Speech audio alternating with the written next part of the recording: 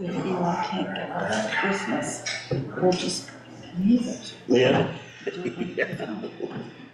Yep.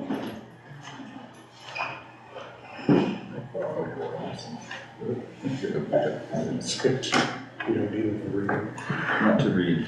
Reading, I take them off, to read. Yeah, me too. But I can't see that. Participants, oh, attendees. Okay, we've got Mike Carroll and Pete LaChapelle. In the queue? Oh yeah, they are. They're ready. Just leave them as, Yeah, attendees. for now, okay. Yeah. They can hear it. And just make sure that we've got the meeting L3 for, This is your folder. This is the print of the meeting information if you need it. Yeah. Does anyone else, you need one, Mike? I need one, I didn't get Did Bob get one? Okay. Yeah. I think we're good. Yeah. Oh, yeah, no, I remember. Yeah. I miss seeing Josh. He doesn't miss working here. No.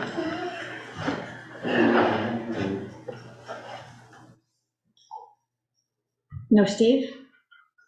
No. Yeah, he's got a commitment tonight for work. We're good? Oh, yeah, sorry. Ready? Yep. Okay.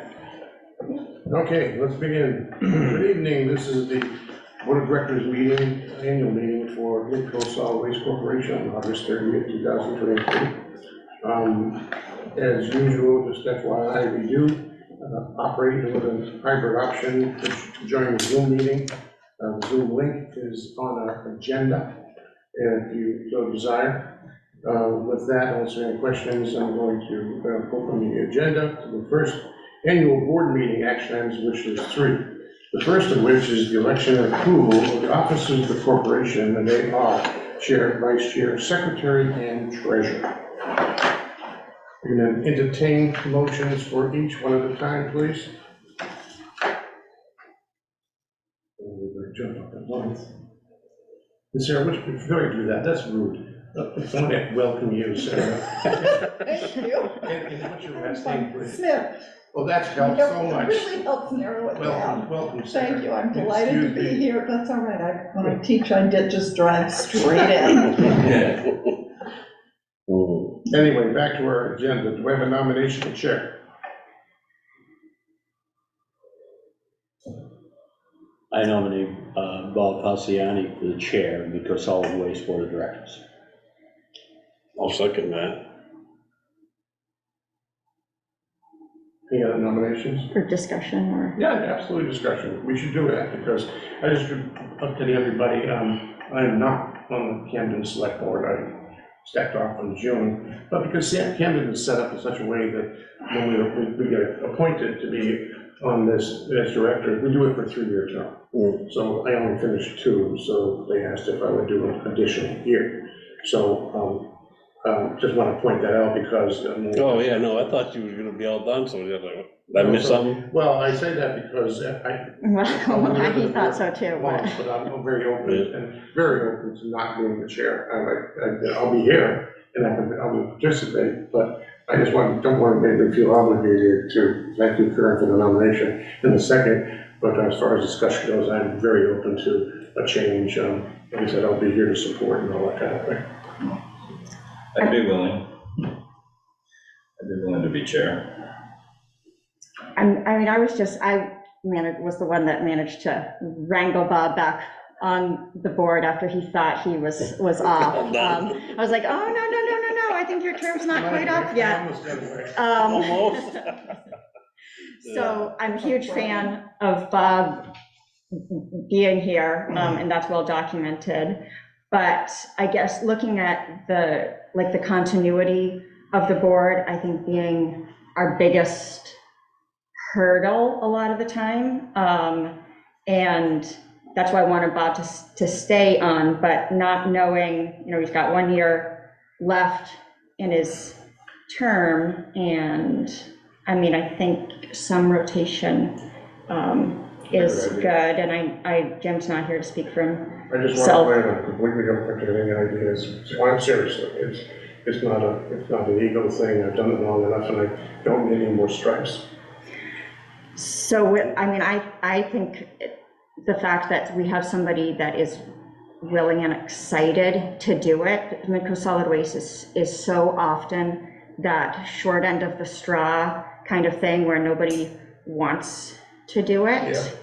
And I appreciated Eric's being really involved and helping us with the budget stuff and with all we are a little bit, like as an organization, a little bit, the only area that we're a little bit weak in, I think, is the finance director area. We don't have we have Peg Hammond to be the bookkeeper. We don't have a finance director. We have a part-time manager who is doing awesome with all of the DEP stuff and cleaning that all up. And but I do think that having somebody as chair who has Eric's accounting knowledge and interest in sort of being a part of things, I think it's really awesome that Eric would want to be chair. And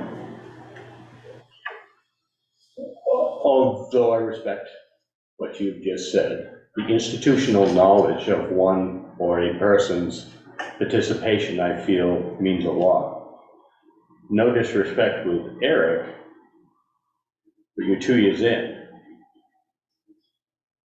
I would think we would want someone with a little bit more experience as the chair and let him concentrate on our finances. well, I am experiencing a change on the Camden Select Board right now. and But this is somebody's Midco telling me that- Solid Well, I know, Waste. but I'm saying that Okay. it's the quality of participation comes down to many different factors. And I do think there's been a little bit of disagreement on this board in the past about the number of meetings and committees, and there's, I know Jim has expressed some, do you want to talk about somebody with institutional knowledge? You don't do much more with that than Jim Annis. There was a little bit of, frustration there, and that trying something new is maybe a positive thing. There is I think that the institutional knowledge can be easily conveyed through, and I don't think, it's not a hill I'm gonna die on, and it's not I think that we'll be fine no matter what, but I guess in the past, it's so often that the people that are the least interested aren't willing to say, I really care about Midco Solid Waste, and this is a top priority for me, and I want to dedicate a lot of my time to it. Those people somehow aren't able to get into the positions on this board or even on this board sometimes, because instead we choose people that say they're willing to do it, they'll do it if they have to, and I just think somebody that's willing to step up and be excited about it is a really positive thing. And Eric, how long have you been on Rockford Select Board? This is my third year too. Coming into my third year. Any comment? No, I'm fine. Maybe we should wait until You know, next time, when the whole board is here, I don't know, but. That's fine. I mean, if he's interested and has the time to do it, that's the biggest thing, is finding somebody that has, and Sure. if you really don't want the position. Totally I flexible. don't Totally want to push you into anything you don't want to do, but. No, totally flexible, but we could wait till next meeting, that's an option, if you want to do that, everybody's here, I'm gonna get informed of that. But I just want to clear, I would not be offended in any way, shape, or form of Eric, or Kern, Tickle, or anybody, you, as chair, I've done it too long. No, I'd like to do it, but I just don't have the time. Understood. I don't. Nobody has the that's time, thing. that's the thing. To do it the right way, it's the hardest part. Understood. It's like when I had the opportunity before, that was one thing I had questioned, it's just, It's a hard time. Table the motion until the next meeting. Thanks for doing, if everybody's here, it's fair. Well, I just want to make sure that all the members here realize that I mean no disrespect at all, and understand that you're stepping up or have thrown your hat in the ring, but we've all made a commitment with a hat in the ring. Makes no difference whether, I suppose I will if I have to. You know, you could have said no at to your select board. Simple as that. So, What do you mean? at being a representative for Midco Solid Waste. Oh, yeah, I mean, the That's what I chairperson mean. position ultimately comes down to time, a lot of the time, being willing to put a bunch of time into it. And I know that's why I've been here longer than anybody on the board, I think, but I don't want that position because I'm not willing to do all the calling everybody and all of that stuff. It takes a bunch of time, and I just want somebody that is willing to say right now that they have the time and the willingness to put into that piece of it. And I think Bob's enjoying his retirement a little bit happily and might be able to contribute a lot to the, technical, strategic and capital planning stuff and getting these committees going again or whatever, but that we do need to have some more board meetings than we were having before. I think we need to schedule the next board meeting anyway, but I probably the smart thing to do is move our annual board meeting action items to the next meeting, all three of them. There's nothing urgent in these three items. I do think it's better probably if the full board is here, maybe Yeah. So I'm just suggesting, in addition to the positions, we'll move the other two also at the same time, so the new chair can attack those at the same time. All right? Any disagree? When are we gonna schedule the next meeting? We'll do that tonight, Okay, because we're gonna find out other things we may need to schedule other meetings for other contingencies. So I'm gonna postpone, I'm suggesting to the board, we'll postpone 1, 2, and 3 in our agenda, and the items to the next meeting. And if anybody disagrees, please let me know. and just stick with the same officers for now. Just this meeting. Brian was our secretary, right? Is No, that, I am. oh, you're the Yeah, secretary, oh, right, he right. is. Yeah, he is. All right, well, He's everything. He's secretary. we have a very involved secretary. Yeah, right. Anyway, let's get into our regular board meeting, and just so we don't waste time, and look at, are there any public or director comments that want to be made here before we start the meeting? Without, I'm not hearing any of those, we will then review and approve of the May 24th, 2023 meeting minutes. They're in our packet, with the exception of Sarah, of course, but she's new. I'll abstain on any Yeah, votes thank for you, that. thank you, dear. Now, do I have a motion to accept, correct, or otherwise take action on these meeting minutes? I'll move. For a second? Second. All those, any discussion? All those in favor? Unanimous, and by the way, I assume because we have, you'll be taking the vote for total, for Rockport Yes. tonight, Mhm. and Kern will be taking the vote total, for Lincoln. Oh, should we? What? Do we need to go ahead anyway and do the weighted vote? Because technically, everything this year were there changes to that? Very, it's so minor. It was really small. You're talking tenths of percent, it's not gonna change the vote, waiting for any town, unless Okay. Lincolnville doubled its population, or hoped it, I think we can wait on that. Always good to review the mission statement a little bit, but as Yeah. long as everybody agrees that these Yeah. are the basics. Yeah. then- Thirdly, there's a facility manager report, well done as usual, Dave. Are there any questions of Dave on what's in the facility management report? Any comments that you'd like to ask or elaboration on any of the items? Allison, go ahead. How's it going with the, I haven't had a chance to go over there and look at the hybrid situation, but, Listen, really well. So I yeah? talked, we just started it, I stayed at the gatehouse for a little while and helped with, talking about what to say when people drive up to the gate, to the gatehouse to determine where they're gonna go. And it seems like people are really, gravitating towards it and like it. I've heard some positive comments, it seems like it's being used, but some of the interesting tidbits that why we did this is originally we have these containers and we have to change them out on a busy day up to 4 times. And the time to change out a container is anywhere from half an hour to 40 minutes total time. And during that time, we shut all the traffic in the facility down at the gatehouse, and then we keep people from moving through the recycling area, which really ties things up. People can't basically do anything for that period of time. So you're talking anywhere between 2.5 and 3.5 hours in a busy day when you swap out 4 containers, which is normal. So that, in an 8-hour day that we're open, you know, if things don't go completely right, you know, it can be up to almost 3.5, 4 hours, half a day. You almost can't use the facility. So if you start thinking about that, or your limited use, you know, it really limits the use of the facility. And so what the objective is I've instructed the gatehouse to send people to the hybrid area, to the building, because every time we send a person to the building and they put it right where it actually belongs, we're not putting it in the container, which then has to be moved and swapped out.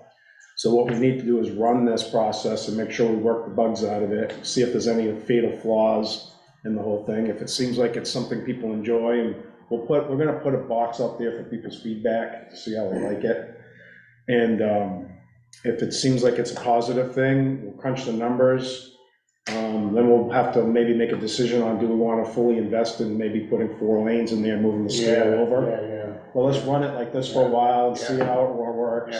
I think you're gonna find people are gonna like it because of the overhang and because it's sheltered. There were 4 people when I was there today, they were all so positive, they were confused, of course, because they didn't know where this is yet. Right. But they'll figure that out, and there's a few bins, and then there's the holes in the building. Right. And they all very, very positive, this is really. Yeah, it seemed like people like it. And then I painted out arrows so that the gatehouse person can say, look, follow the arrows. And a white arrow will take you right through the facility and bring you around the corner and right to the hopper. We put arrows right to the hopper. Then we also put some directional arrows where the other old containers were, so people don't reverse direction. So it's real easy to explain. You're at the gatehouse, follow the white arrows through the, you know, the overhang. It's really clear. When you open up the door, it says what goes in it. In fairness to Sarah, this hybrid is. I'm completely lost because I've never even heard of this. And It's 'cause it just I started. haven't been, I was gonna say, I haven't heard any publicity about it. And I drove through the dump with my husband on Thursday, and admittedly, I was not paying attention. You wouldn't have seen it on Thursday. We started it on Friday. And you No, Tuesday, like day before yesterday, we drove through. well, I wrote in here the day, we started on 8/24, so I guess it was. Okay, so, yeah, so I drove through and I still saw people throwing stuff in the. Oh, yeah. They still are. bins, We're doing both. in the lanes. But we're trying to limit people going to the other recycling containers because that takes a lot of effort to change those out. Well, it makes total sense, and so it looks like in this little photo, the blue building in the right where the trucks go in on the right and the scales are, it's somewhere in that building. It's just to the left of the scale. You go under the overhang, right up against the building. It's all painted out. You follow the white arrows. And so instead of sorting your recyclables, just everything No. gets. No, Not yet. Check it out. Because it said hybrid, so. no, we called it that because it's a hybrid between the way we were doing it and the way, in this new method. Okay, so. Hybrid locations, really, it's just, It's very clearly marked as to It's all the which same. window is. Okay, so it's still sort your It's all the recyclables, same. Yes. but just put them in a different spot Yes. inside the dump. Right, but the difference is that it goes, when you throw it in the window in the hole, it actually goes in the place that we end up putting it. Putting it when you have to move it When from we have to where it move currently it. So you're is. saving all that movement and handling. So, I mean, that makes a whole lot of sense in terms of manpower. Mhm. What's it gonna do in terms of the line of cars that are always stacked up So- deep? So that's why I was About saying, one. we want to run it the way we are with 1 lane right now. Mhm. And then if we like the way it operates and we think it's worth, you know, investing in doing it this way, then what I would do is move the scale to the other location, and I'd put 3 more lanes to the right of that, and then you'd Okay, have 4 so you'd be lanes. going Right, around. and then you could, depends on how much capital you want to put in there. We didn't want to put any capital into Right. this to see how it works. So we put limited capital into it, but you could extend the overhang a little bit if you wanted to, or you could just leave it the way it is. Yeah. And then you could put 3 lanes to the right, and then you'd have like enough capacity to put everybody through that section, and then bring them around the corner, and move the scale to the other side, and I think it will work either We way. just need to give it some time. Yeah. This is an experimentation phase. Okay. So there have been a lot of so over the years, there's studies and studies and studies of different ways to redesign the facility for these things that have been identified as problems. And a few years ago, we were just about ready to almost pull the trigger on a $2 million I remember. redesign. I was opposed to that, but so was Wendy. And we were gonna go to single stream, and they calculated out that if we didn't, we could save all this money by not having as many employees, and we could do what you were saying, with put all the recyclables in one bin.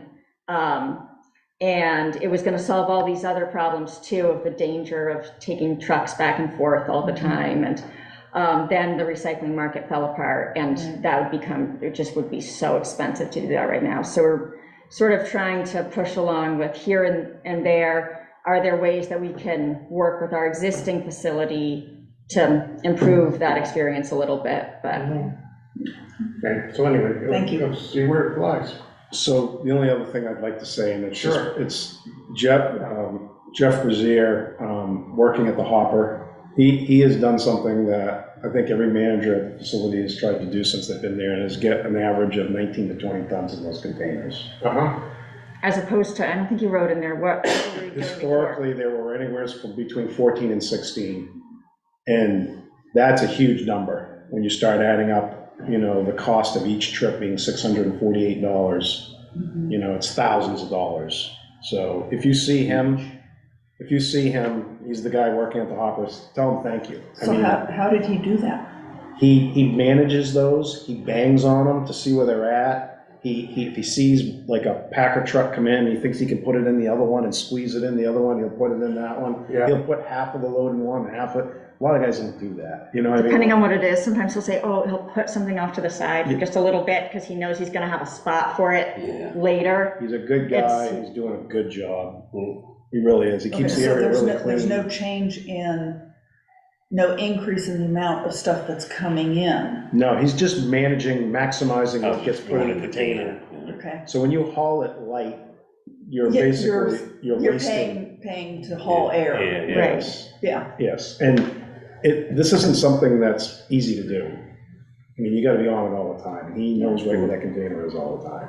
And everybody else has tried to do this, and no one's been able to do it. He's been able to do it. Good. So, and then the other person I wanna just say, is Beth. Beth worked extremely hard on working on the, with MMA, the insurance agent, Cal Sheridan, and now we have the new,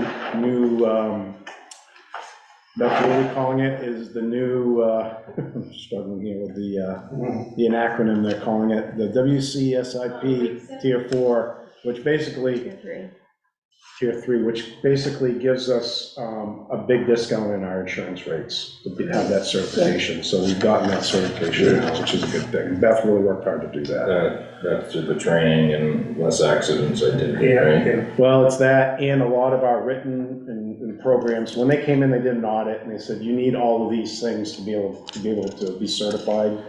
And we went through a lot of them. And Beth did a lot of that work to get us to that point. So that's an accomplishment in itself. And we've made some good progress on internet, IT, and the next phase is getting the credit card machine going. Right. So we're really close to that too, so. Perfect. And the only other thing I want to say is that we've got the contract signed with Drumlin. I had the attorney review the document to make sure that we had a good contract with the well driller and the environmental engineer. That's all done, that's all signed, that's ready to go. And one last thing is that we had a full-blown DEP inspection today on both the landfill and the transfer station.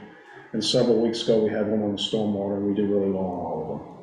So, Okay. that's it. Thank you, Dave. Thank you very much. To our fourth item, which is the discussion on the solid waste options for the facility between the MRC and waste management. I guess we have two representatives that we have in the wings here on Zoom for questions and discussion. If you if you have any specific questions for them, is that what? Why don't, are they gonna give a little? Yeah, they're gonna give a little presentation on kind of their contract or their offer to us, just so everybody has an understanding of the two options that are available. That was what I had asked them to do, just so everybody has, that way if you guys have any questions, you can ask the questions. So we have, what's presented before us is 2 3-year contracts with several extensions included in that. The two disposal entities that you're gonna be able to choose from are gonna be the MRC and Waste Management, where we're currently going. Mike Carroll is representing the MRC, and Pete Lashkar is representing Waste Management. And I think they're the best ones to explain what they're offering. But I did give you guys a breakdown. Should I bring Pete in too, or is one gonna go and then the other? Just one and then the other. No, So it makes no difference, they both can hear. yeah. I I mean, just was thinking about stream management and, It's up to you, whatever you want to do. I think we'll do Mike first and then just okay. do Pete. It's MSW, though, not MCSWC. Okay, Right. okay. Do you want to change? Oh, you can't see the same screen that I can, sorry. Harold. He's been, he's been. There he is. Hello, Mike. Hi, Mike. Oh, Can you hear us, Mike? I can hear you. Can you? oh. Try again, Mike. You No, got it's, that sounds like it's on our end possibly. Can you, Hey, speak again, Mike, please. Is that me? Yes, can you hear me okay? Testing 1 2 3. Testing 1 2 3. It's very garbled. Hold on a second, Mike. Let's check things out. Give us a second, please. You're very clear, just so you know. oh, that's great to know.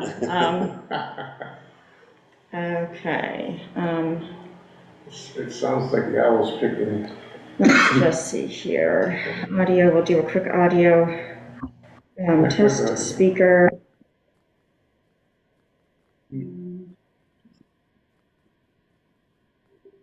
All right.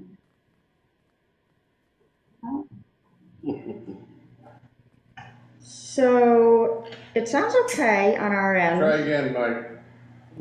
Okay, testing 1 2 3. Testing 1 2 3. Thank you, Mike. It's still garbled. Hold, please. Could be his mic. No, I don't think so. Connection. I mean, Maybe, do we want to bring on Pete and see if it's the same thing, or if, Bring on what, Allison? See if, Yes, go ahead. yeah,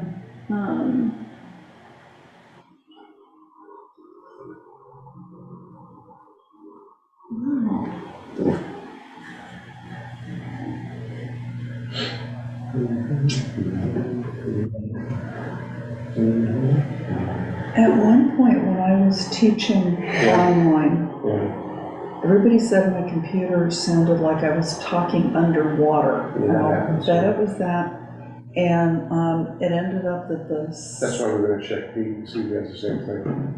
yeah, it was my computer. Hi, Pete. Good evening. Can you hear me? We can hear you, yeah. So I think the sound Yeah. problem is coming from Mike's end. Something's happening with the transmission from your sound, not us to you, because Pete is coming through loud and clear. Okay, if you like, why don't you do Pete and I'll re-sign in. Okay. That sounds great. Thanks, Mike. Fine. Welcome, Pete. I believe you have some presentation or discussion you want to have with us regarding the waste management offer. Well, yes, I mean, right, we're currently customers, or you're customers of Waste Management, and you guys are very familiar with us, right? We're the leader in comprehensive environmental services in North America, bar none. And in fact, I think we service over 20 million customers in every type of industry across the country and up in Canada. The proposal that I put together actually came from a Zoom call that I had with Dave and Allison, I think last December. I think they approached me to look at a longer term numbers. I put together at that point, I think it was 10 years. Dave, is that correct? That's correct, Pete. And we had some conversations back and forth. Ultimately, I put together the current agreement, which you have probably in front of you this evening, a 3-year term with 2, and it could go even 3 if you wanted, but 2 3-year extensions based on mutual consent. Okay. We have a spreadsheet in front of us I'm looking at between the two proposals, and it's a little bit of a difference, because in one, we have the 2.5 years in there, right, Dave? That's 2.5 years, and I was looking at the tonnage, and I figured out why they were different. The reason why this looks different on the spreadsheet, just so Pete's not looking at this, but Right. the MRC's proposal has a CPI increase that's implemented in January, which gives you like a half a year. So I had to split the first half a year and then the last half of the term to be able to give you apples to apples. Got it. I knew there was a reason. Well, do we have any questions for Pete regarding waste management, its current facility in Norwich Walk? Which is basically, Sarah, we send all of our solid waste to Norwich Walk, the landfill there. Yeah. And which waste management manages, and that's what their proposal, they're currently, Pete mentioned they're currently our vendor for solid waste out there. That is correct. And I did see their proposal, based on the packet. I did go online and, hey, look, and I know, Bob, you might know, I know Allison does, and Dave knows, I sit in some of your shoes. I'm a city councilor here in Rochester, New Hampshire, and please don't hold that against me. I won't. But this is my, I have 20 more meetings left and I'm done. I'm 20 years on the council and I'm done. I'm not running again this year. But I also, putting my city council hat on, and right, I get the whole hierarchy of, landfills way down at the bottom. But I look at the economics of this and, based on their current pricing plus that $2 quarterly per ton fee, that's $16 per ton more, which based on about 6,500 tons is, about 104,000 just in the first year alone more. Mm-hmm. Mm-hmm. Well, Food for right, thought. there's a little bit of a hauling difference too. Yes. Yeah. So Pete, I know we've talked about this before, but I wasn't sure if this contract is any different than the last, because I haven't Good question. compared them line by line. But one of the things that always, has frustrated me over the term of our contract that I didn't fully pick up on before is that it includes a number of clauses about your ability to increase our fees should any of your costs go up. And so one of the things I remember happening at least once over the past couple of years is a letter from, I forget whether it's from you or from Waste Management, but basically alerting your member communities to the fact that the legislature was looking at a bill that would increase the landfill fee that they charge, and encouraging us as municipalities to lobby against that, based on the fact that we all have tight budgets and we don't want our fees to go up.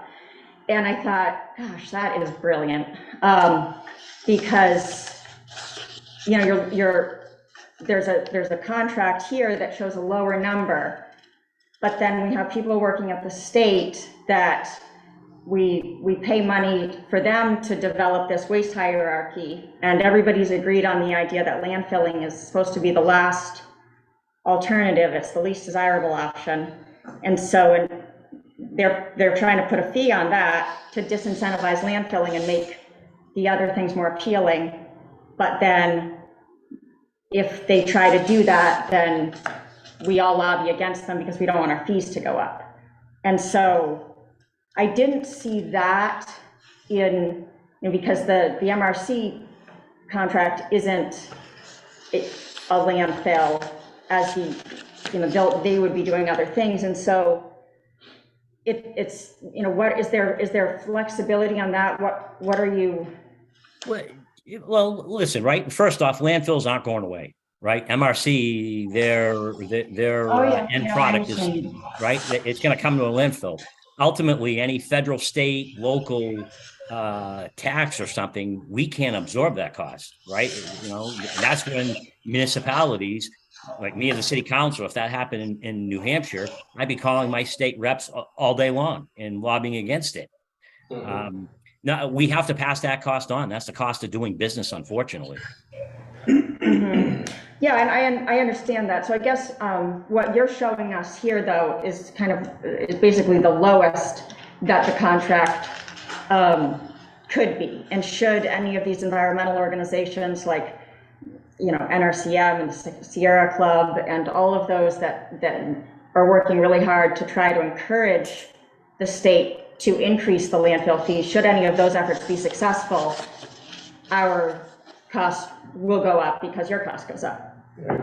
Yeah, it's happened twice.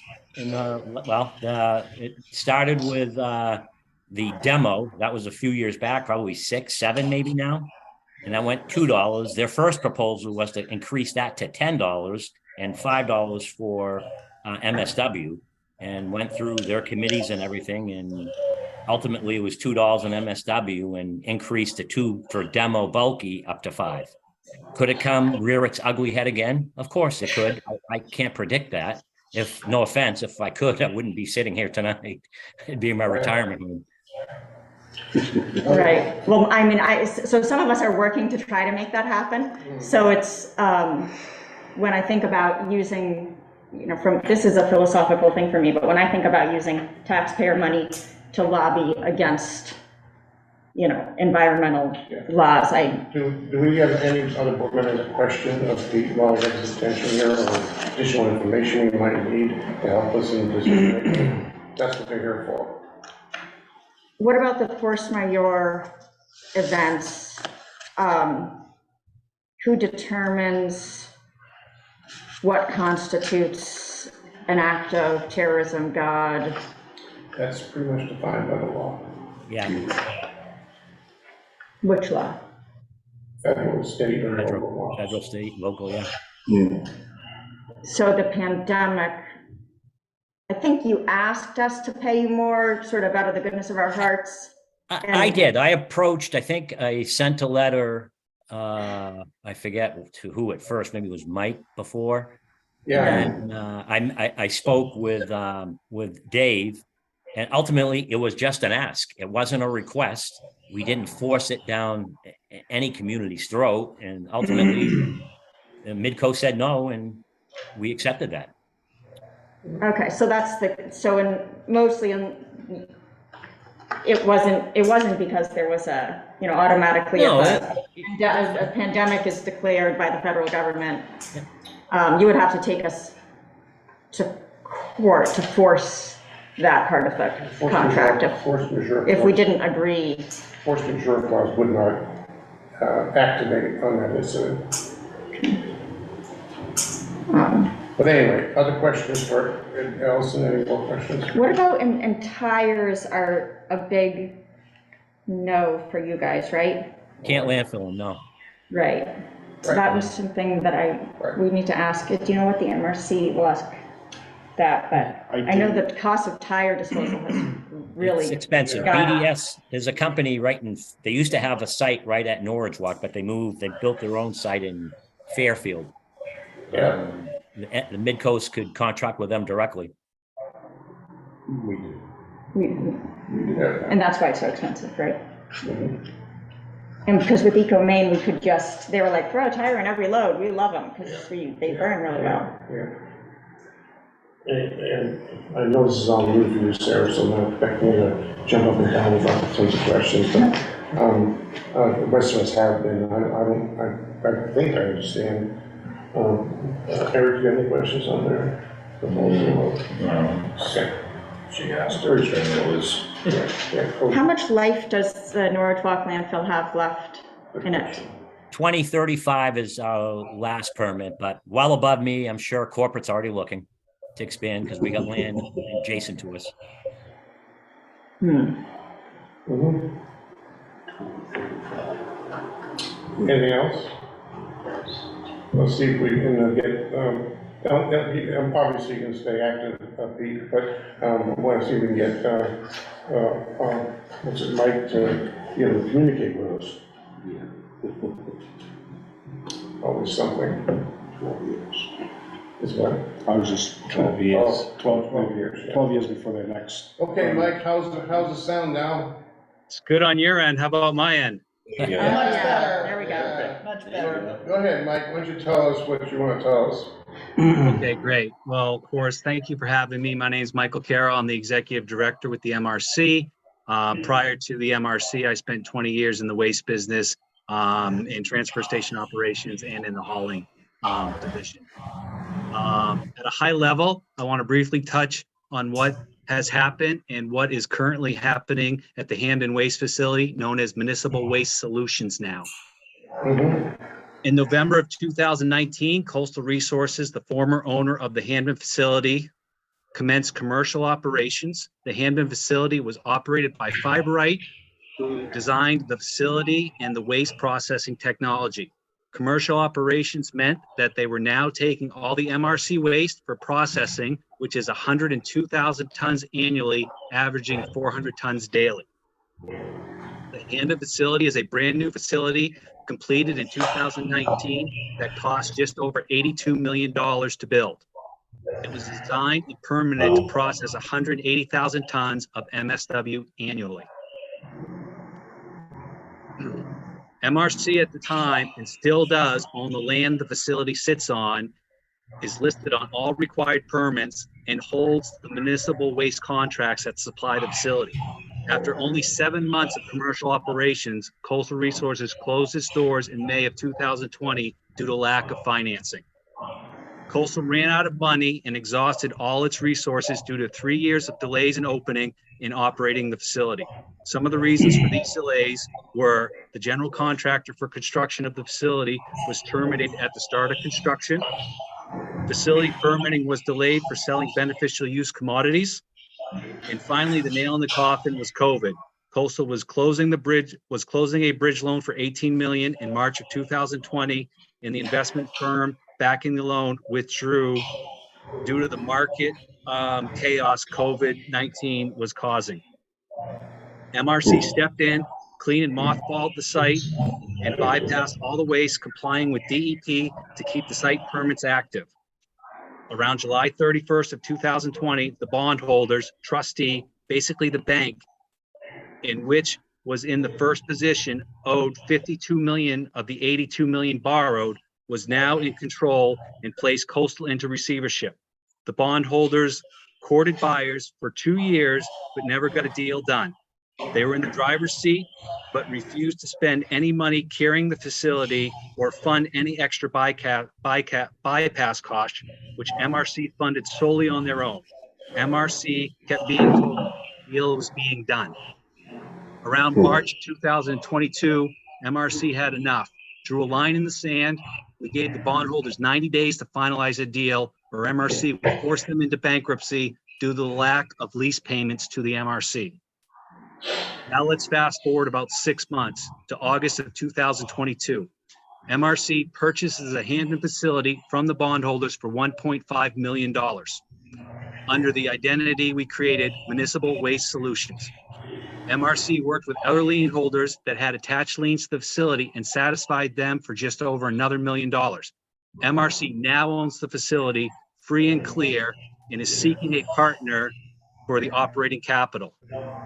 On June 30th, 2023, the MRC and Innovative Resource Recovery, Innovated, closed the deal for Innovative to become co-owners of Municipal Waste Solutions.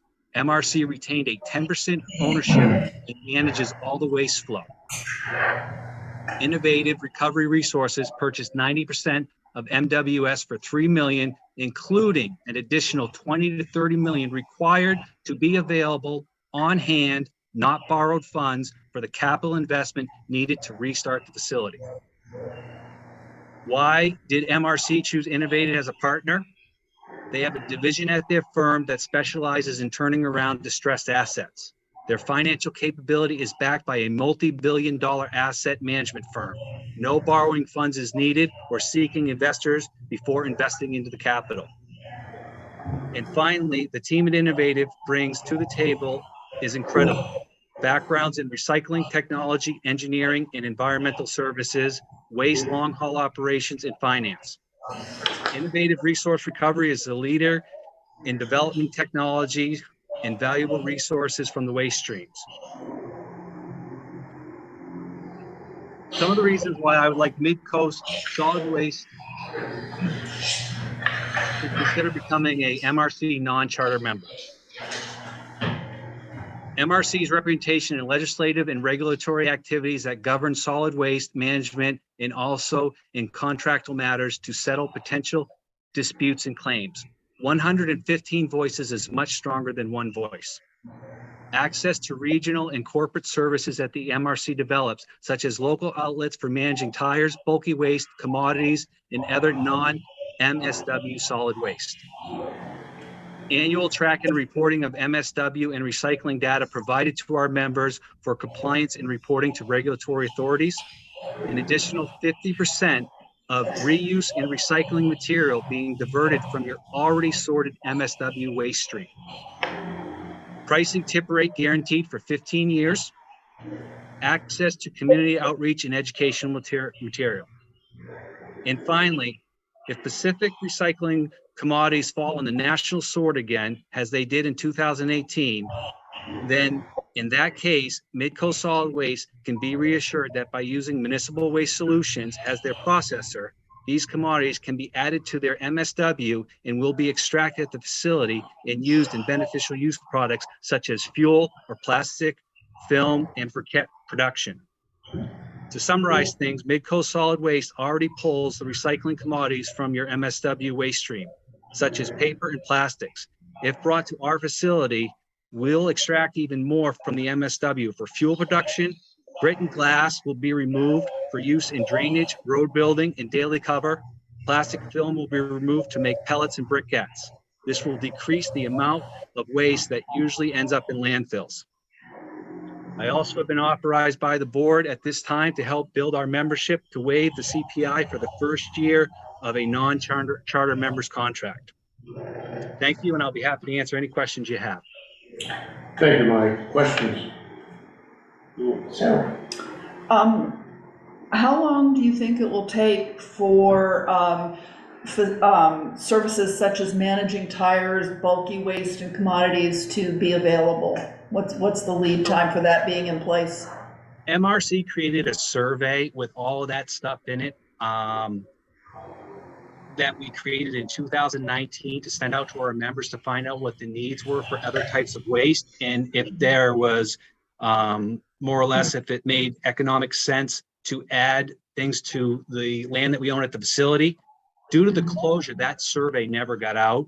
Now that we're back in a place where we have somebody in working on things to restart the facility, we've asked the DEP to take a look at that survey to see if there's anything they would like to add and accomplish while they try to put together their waste plan. And we'd like to distribute that facility, see what the needs are, see what the volumes are, and then figure out which comes first and what a timeline.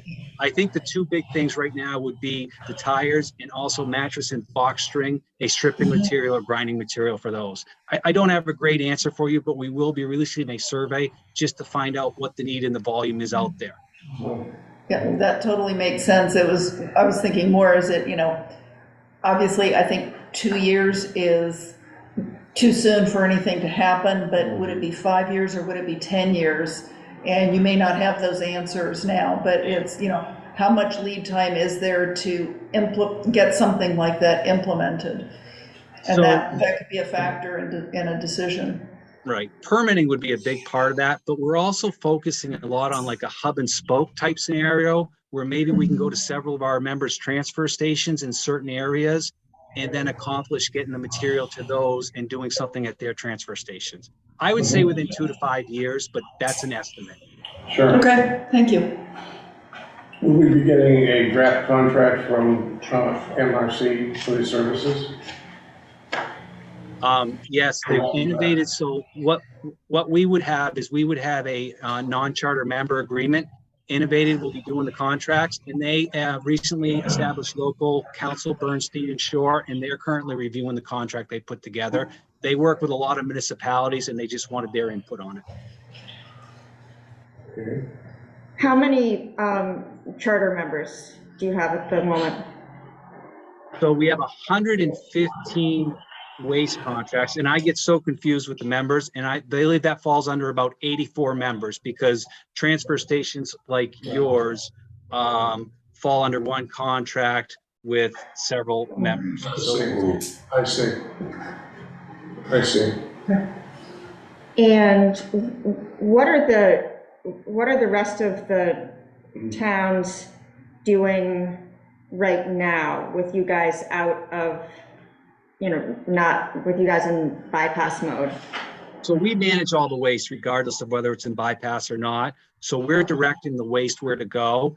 Up to, I would say, first of the year, beginning of the year, we were sending about 3/4 of our waste, 60% to 3/4 to PERC for incineration. But due to their closure, we send it to JRL. Waste Management has a contract with us. Our backup facility is actually Crossroads Landfill, and they technically own the waste when it's in bypass. So they allowed us to do a swap program with JRL, and then they allowed us to do a royalty type situation when we were sent to PERC.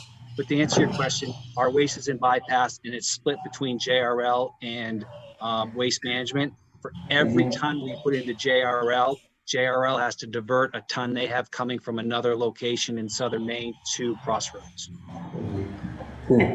And PERC is just completely not operational right now, is that?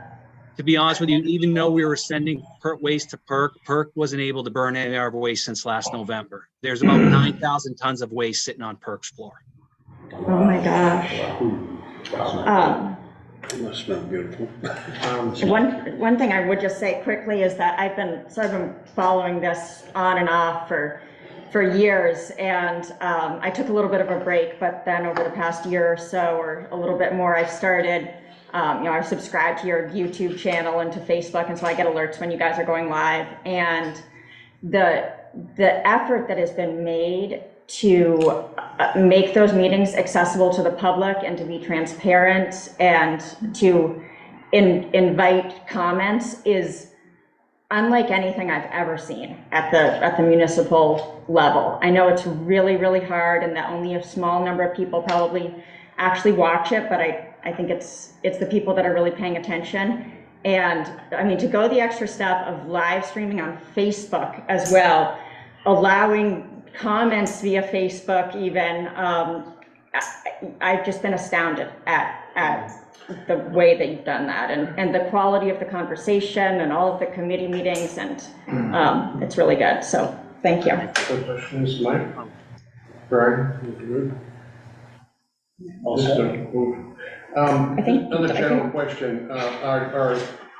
I'm curious of the overall financial position of the organization in terms of cash flow, financing, and that kind of information. Is that generally available? Yep, can you hear me okay? Because it sounded like it cut out. Yeah. No, you're fine. Thank you, So- Mike, you're fine. I want to go over that, but I'm glad to see Waste Management here. I will say, without Waste Management's help, MRC wouldn't be here today. We would be bankrupt. They have bent over backwards to help us get back up and going. They do own all this waste, and they've allowed us and a lot of flexibility to do things. MRC is sitting on a little over $2 million in the bank right now. But how we structured this deal is we spent about $6 million carrying this facility in bypass. We did a deal with the facility that they pay us a management fee over the next 15 years, and we will recruit that $6 million. They're paying us about $30,000 a month to manage the waste. Also, we are a 10% owner, so we receive 10% of the profits. Now, I don't foresee the facility being profitable just because of the upstart and capital being invested for its 3 to 5 years out. And then our lease. So we had never received our lease payments from Fiberite, and because they just hit commercial operations, we also get about a $12,000 a month lease payment. Dave? I don't know what's gonna be the hours when you guys operate, when will you be operating, like start and finish and days? Yeah, Be kind of- I can't talk about the finish much. So in the waste business and being from the waste business and they understand it, it will be an early start, an early open. And I imagine that will go somewhere between 4 and 5. And then it's very crucial you're open half a day on a Saturday because you have to be able to, a lot of these rear packers have to be able to dump from a late Friday night. Remember, we're in a lot of communities that has a lot of rear packer and curbside collection. So it will be 5.5 days a week. I know that will be, don't quote me on the Monday through Friday. Most likely you're looking at a 6 to 7 a.m. start and a 4 to 5 close. And then weekends are usually 8 to noon. But I know their intent is 5.5 days a week. Could you maybe briefly talk about the recycling law, is it the extended producer responsibility law, and how the MRC communities might factor into that or benefit in the long term? I'll give you kind of a nutshell of what we've been working with them on.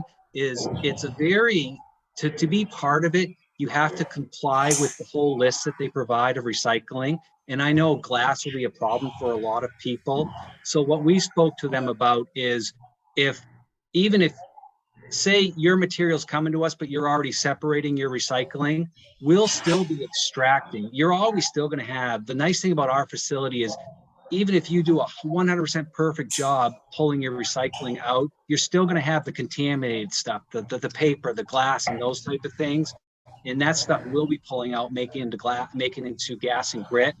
But we will be providing the DEP or the EPR committee with the data of all the recycling leaving the facility. And then that will be allocated to everybody that's going through the facility by the volume of the MSW or recycling they're bringing to the facility. Does that make sense? So if you're sending us 6,000 ton and we send out 1,000 ton, just for simple numbers, of recycling, whatever percentage you are of all the tonnage coming in, that's the credit you'll get for that recycling number that will go to the EPR, is my understanding how it's going to work. It's kind of like the pro rata Yeah. that they give you back when MRC originally gave you money back or credit back for the metal that they took out, I think. So we talked about this a little bit here, but there's a law that passed that's requiring the major generators of all of this packaging material to pay, basically to subsidize the municipality's cost in recycling it all. And they're figuring out the rulemaking there. But when the facility was operational, what kind of diversion rates were you seeing for just like basic commodities? Our highest number we hit was just over 60%, and that was the last month we were operating. And that doesn't include the gas we were flaring off, the grit that would go out as a daily cover, or if we could clean it up a little bit into drainage.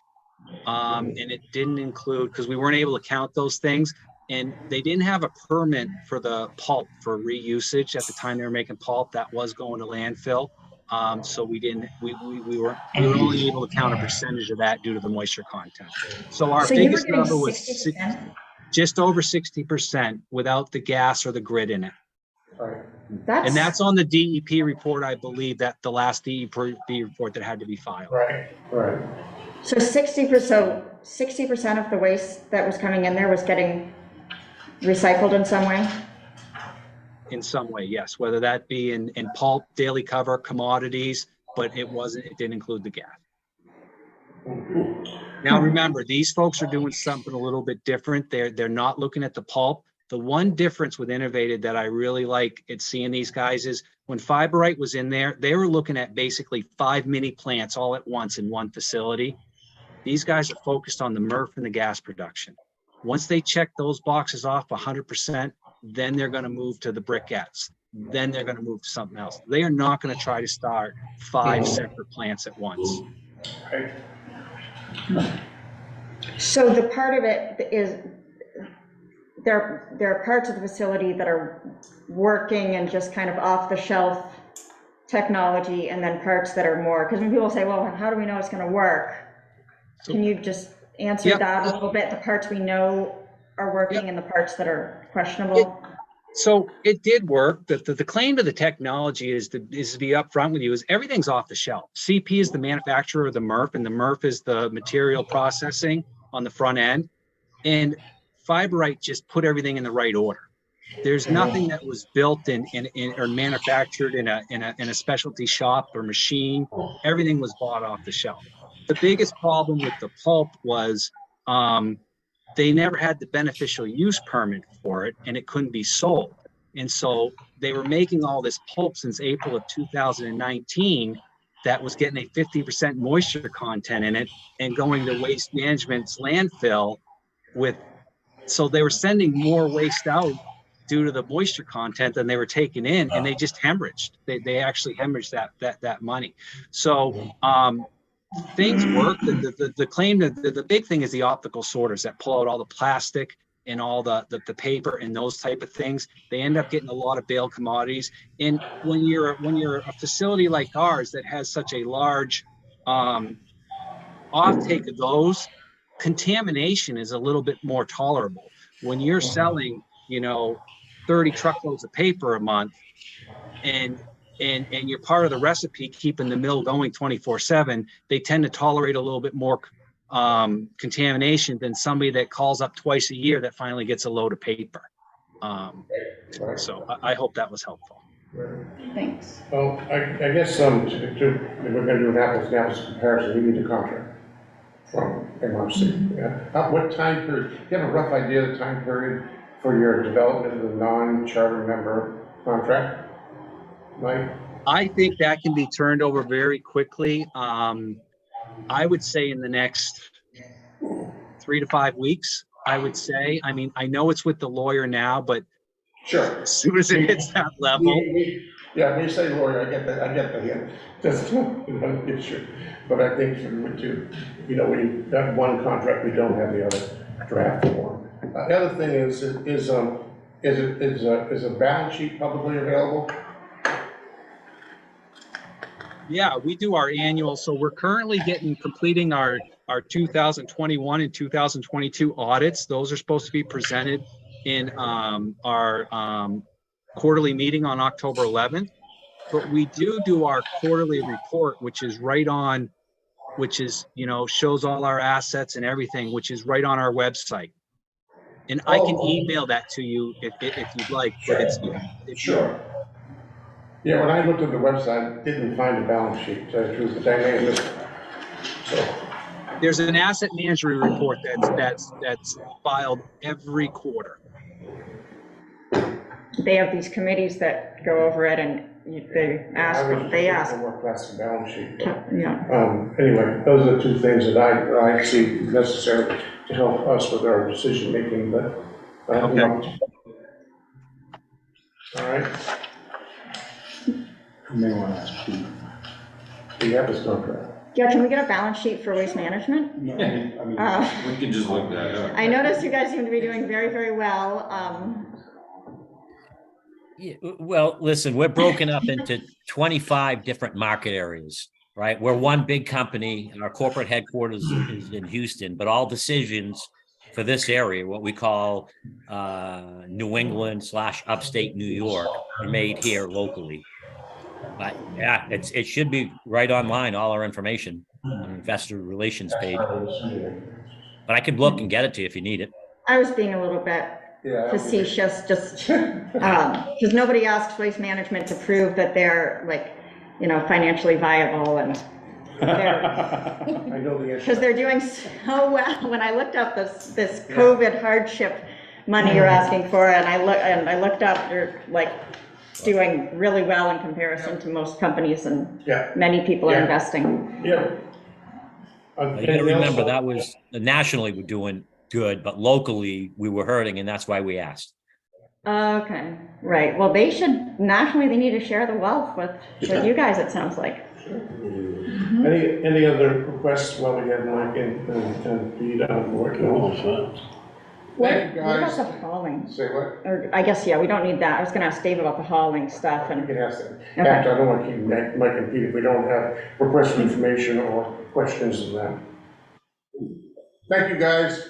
Really, Thank you. I appreciate you Thank you, guys. everyone. Pete, it was good really seeing was you. helpful. You too, Mike, thanks. Thanks so much. congratulations on your retirement, Pete. Well, it's not retiring from work, just city Right, council. But you'll have all kinds of free And time. now it's gonna be Pete time, and I'm going to enjoy not being at City Hall 5 or 6 times a month, so Yeah, I get You that. can just show up with your comments now. I get that. take care, folks. Thank you. Ciao. I wish. Okay, well, on board, you know, it's up to y'all, but I think this is information we're, don't have apples and oranges from my perspective. Absolutely. So we're really just missing the contract piece. And I want to see a balance sheet. Okay. I mean, if the board disagrees with me, No. please, you know, but. No, I- because with I think it's important. If you're talking about getting a contract, you need to see the contract. Well, there's lots of questions I have about the financing and things like that, because it's an apples and orange corporation versus a new wonderfully creative start. Do we want to maybe would it make sense for a group of us, either an established committee or to look a little more carefully between now and the next It's board certainly- meeting it's to, certainly, I think it's certainly, well, first of all, Dave, thanks for this spreadsheet. That's the kind of things help tremendously in the packet, so we can take a look at the numbers of what they're proposing and ask questions on that. But anything the board wants to do is fine, because I know, to Dave's point, we don't have a lot of time to cogitate our neighbors, because I remember in June, when we were told that, or we thought that we might not be able to continue with waste management because they needed a decision. And here we are in September, and I don't think we can, that's why I asked a question about contracts and stuff like that. But those issues we need to deal with. Yeah. How long can we go, to your point? We can Yeah. deal with that individually. I don't want to ask questions of them from the public about, especially to Pete, but we can ask those questions on the side. If we have any, trigger. I mean, it's But not like they're gonna not take it would be a gate rate situation where there's still option for places to take our Oh, yeah. waste. Yeah. Yeah. Oh, yeah, did you Yeah, have? so I, Karen had pointed out, like, these are the only two options we have. I think you said it just like that, and I was like, yeah, really, they are. Like it is. Yeah, Yeah. but the reality is, there was one that we thought of, and it's MWAC in Auburn. And I called MWAC, and they have a non-chartered membership.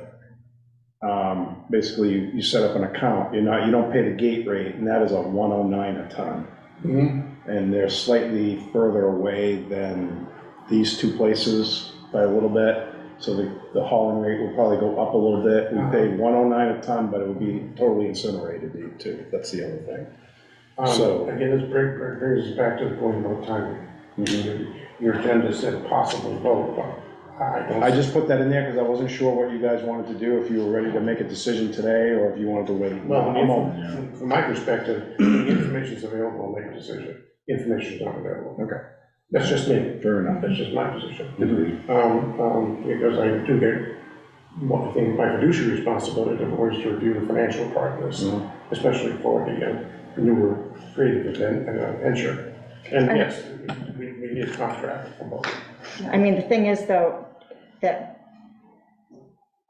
both, so I guess what I'm hearing you say is that you are still considering both options, and that, because I think there are some boards in the past that might say, well, it looks like we have one option that's cheaper, and that's the only thing I care about, and so.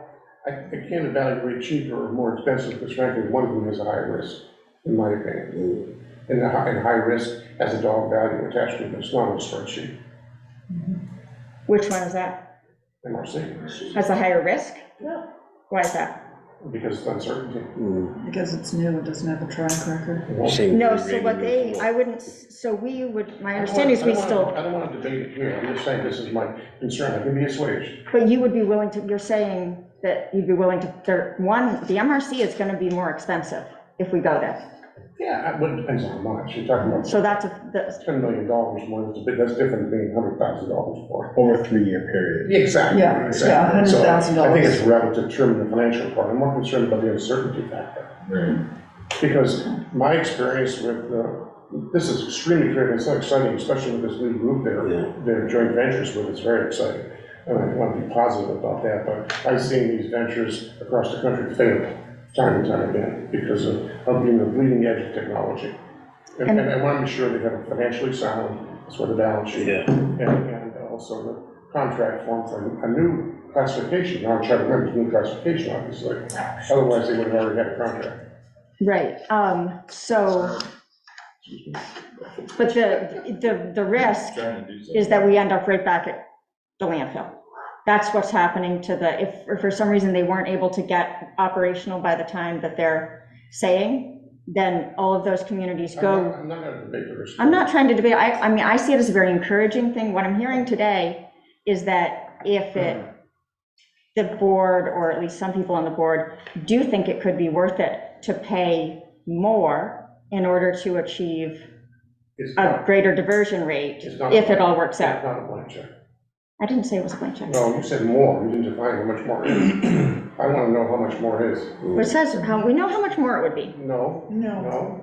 I don't you need a disagree. contract to get the Yes. set numbers. Yeah, Because I think it sounds like a really fascinating proposal, but there's always, are they gonna actually be able to do what they say? I know, but even if they do everything that they, say, then it's still gonna be more expensive. To me, I thought maybe the board would say it's not even worth considering. So to me, it seems, We don't have that data on the piece of Yeah. paper here. we also don't know how much waste management could go up over the years because of the. the, Negligent too, so, Right. the big difference in my mind is, I can put some risk factor on MRC, who would make the differential much greater than on the spreadsheet. Because, in third year, we're not gonna be able to go out and get the same deal on waste management we get today. I don't believe that. It's gonna go up, everything does, or may not be available. So there's risk factors in both sides, but there's virtually no risk factor except the contractual one with, well, I shouldn't say that. There's less risk factor with waste management because of that, if you lock it in today. But if we go MRC at this point in time, I want a little more information on the risk factor, the financial stability, and the contract. I think the contract could, and again, I don't know what's going to say. You asked some great questions today on waste management's contract, but no questions on theirs. oh yeah, no, I mean, I think the fact that you want to see a contract at all, I think is, but I think we should recognize that that is a more expensive option, so. So just to make, I mean, there's uncertainty of what the language of the contract is, but the rates are what's reflected on the spreadsheet. Did you put in didn't he say he'd waive the CPI for the So first I year? kind of crunched the numbers on him waiving the first year CPI. Yeah. And I think it depends on what he defines as a year. So if it's the first year or fiscal year, which the CPI would take effect in January, I don't know if that means it's half a year plus the whole other year, or if it's just half a year. If it's just half a year, I calculated $6,000. So if it's a year and a full year and a half, it would be what? I'm not debating what's on this piece of paper in terms of differentials. Right. I'm debating the hidden risk factor. Sure. That's what I personally have to debate. Yeah. I emailed the spreadsheet of their current second quarter financials to everybody. Well, thank you. Thank you. Wow. So you already have it. Talk about lightning fast. Is that different? The one other thing, because not everybody knows this, most people here do, but our contract, just so you know, ends next year, June 30, 2024, with Waste Management. So we're currently with Waste Management. We have a little less than a full year before we're out on the street, so to speak. Right. Without a contract. Understood. Oh, one thing I really wish I'd asked him, maybe you could, is the 3-year, before when we had asked different entities, they'd given us different prices for 3-year, 10-year, and even, I think it was 20 or 30 years initially with. I've seen 15. That initial thing that we were gonna vote on with Fiberite or EcoMaine was like, I wanna say that was 20 years. Is there, and the costs, the starting costs got higher the shorter the contract. Yep. Is that, can we ask the MRC, because before they were trying to get long-term members, and if you went in for. Well, he did give us a long-term. Yeah, exactly, we have to pay for the waste management longer-term contract. I know, but they can only go out to 10 years because they don't know if their landfill's gonna survive or not. But I think that they both gave us long-term contracts. Mike did say that this is a 3-year deal with three-year renewals. Oh, okay. And then waste management gave us the same thing. Oh, okay. Oh, okay. But that brings back to Allison's question, I think it's a good one. Should a few pull aside and do some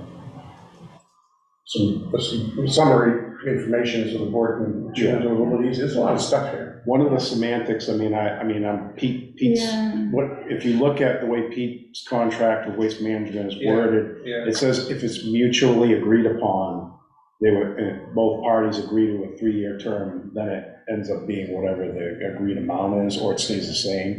So it has to be mutually agreed. That's an important language component. I don't know what MRC's. That's a minefield.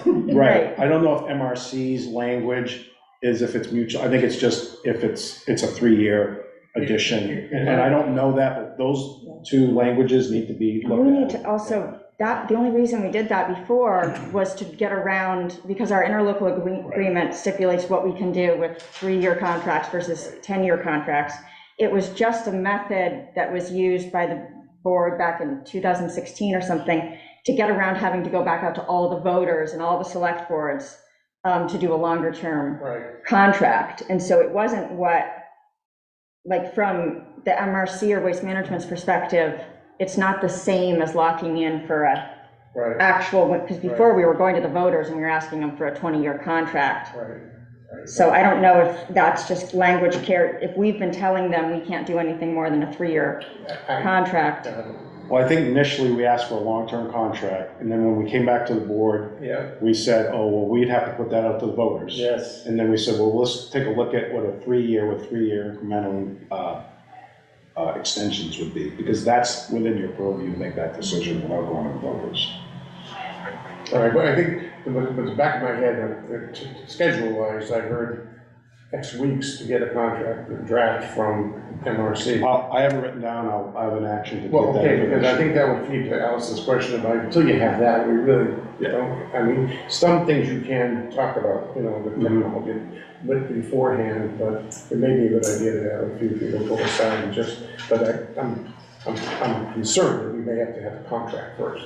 Oh, yeah, but I'd like you to ask them about that piece of it, because all of these waste companies, what they need are long-term contracts from large areas, because somebody has to make a big investment. And so when all these communities like us say, we're just gonna sit on the sides and wait and see what everybody else does, it damages the ability of the state to plan long-term also. So we should be moving toward a long-term contract somewhere. Oh, I got it.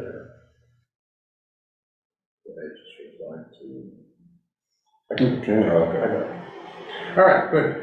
So, I mean, the question, I think, Dave, when you find out about the contract. I have the action of getting the balance sheets and the contract. Talk about that to do, because the more we can put on summary file for the packet for the board, the more succinct it's going to be. Otherwise, we're going to be talking about it for a month. Yeah. All right, to our proposals from Camden Hills Regional High School Hatchery Program. Dave, you want to explain that to everybody?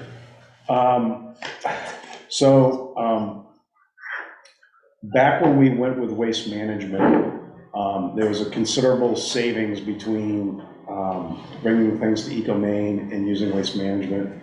And one of the reasons we did that was it was just basically a waste shuffle, what was going on, and we said, we're just trying to feel good about sending our stuff to EcoMaine, But the reality is that we were just displacing somebody that was closer to EcoMaine, and they were coming down here to dispose of their waste in Norwich Water. So we said, well, that really doesn't make much sense. We might as well take the savings that we would get to just go straight to the closer location, because the trucking is a lot less, and let a place that's closer to the actual location where we were sending it go there, which is better probably overall for everybody. But there's a delta between the two, and it was a huge savings. It was over $80,000 a year. 60 or $80,000 difference. So, we were paying $80,000 extra to incinerate, so to speak, but we were displacing somebody else from incinerating, and they were sending theirs to Norwich Water. So we said, we're not saving anybody anything by doing that. So we said, let's take some of that money that we're saving and put it into some type of recycling education or diversion enhancement. So we didn't know Danny at the time, or the hatchery program, and so Danny has been working with the middle school and high school, excuse me, not the middle school, the high school, and he's been doing a phenomenal job. I mean, he's doing something that's really hard to do. He's talking people into reusing items and recovering items from the waste stream and rebuilding things. And I met with the kids that were part of the program, and it's changed a lot of their lives. I mean, I was skeptical because I've been doing this for a long time, and I know how hard this is, but he's actually making this work, and I commend him for that. Is he a teacher at? He's right here, so. He is a teacher, and these kids, I mean, they gave a presentation that blew me away, and then without anybody directing me, I went out and talked to them in the industrial arts area, and I was like, so tell me about how this has changed your life. And they're saying this has actually really changed the direction of how they live So they're their life. requesting 5,000. Yeah, so they're looking to enhance their program, and one of the things they want to do to enhance their program is get a piece of a planer, I believe is what it is, to be able to reuse and plane some of these items to be able to make new items. And just to give you kind of an idea what he did, we took apart the wharf down at the public landing, and we were gonna throw all that material away. We trucked it over to him, a lot of it, and the kids took all the nails out of it and everything, and they made picnic tables out of it, and then we put the picnic tables back in the park. So that's the kind of stuff that he's doing. So it's kind of hard not to make it sound like a good story. Financially, Allison, you have the budget for this?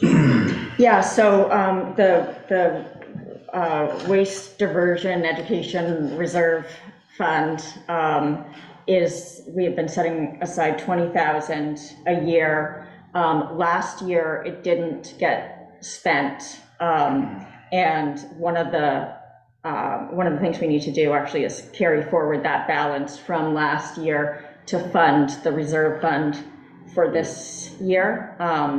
But yeah, we have, as long as the board does that, the intention was to have these small grants. One of the things that EcoMaine also was doing was member communities could apply for money for this type of project, and so we were trying to replace that. We really haven't done anything since we said we were going to do it. We really haven't. So and this would be the first thing we actually. So this would be 5,000 of the 20. Okay. So you need a board motion to allot 50,000. Phase two. $5,000 to the Camden Hills Regional High School hatchery program. Was that a motion? Do you need a second, or do you? I'm not making a motion. Oh, so moved. Okay, there's a motion. I'll second it. Motion made in second, discussion. Those in favor? 100%. Thank you so much, and have fun with it, Dan. Thank you so much. Really appreciate it. Did they make the benches that I'm seeing around town, the buddy benches that are around town that are painted? We did not make those, but we did do a buddy bench of our own with a more comfortable back. All using Very good.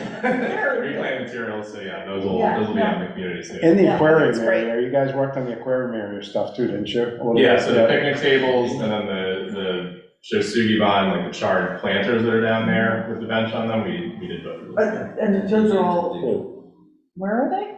Down by, on the new boardwalk. Down at the public landing, Camden Public Landing. Okay, yeah. I haven't been down there. And we put one at the Curtis Island Overlook, and we put one at Harbor Park, the Harbor Nice. Overlook, Harbor Park Overlook I too. think we have that as well.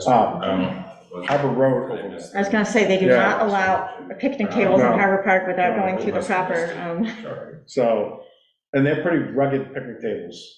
Oh, yeah. Nobody's gonna steal one, I can tell you that. Yeah. Those things are heavy. Sorry. That's all right. Good. Yeah, good job, Dave. All right, thank you so much. Thank you, I'm gonna man. excuse myself. Take care. We're on to financials, treasurer's report.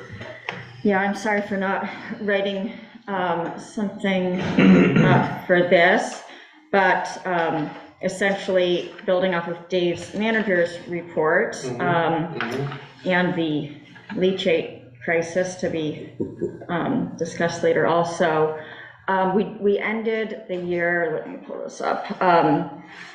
We still don't have the final Right. 2023 numbers, but we ended the year about 75,000 in the hole. Because of, we would have been fine, we would have come out about 25,000 ahead. But the leachate is just killing us. The Camden, aside from Camden rates going up, which we knew was gonna happen. Also, just to point out, for Sarah, I guess, Dave, this year now that we're going into will be the first budget that Dave was responsible for helping put together. This year that we're ending right now was started by one manager, and then Dave took over, like, inherited a budget, so to speak. So,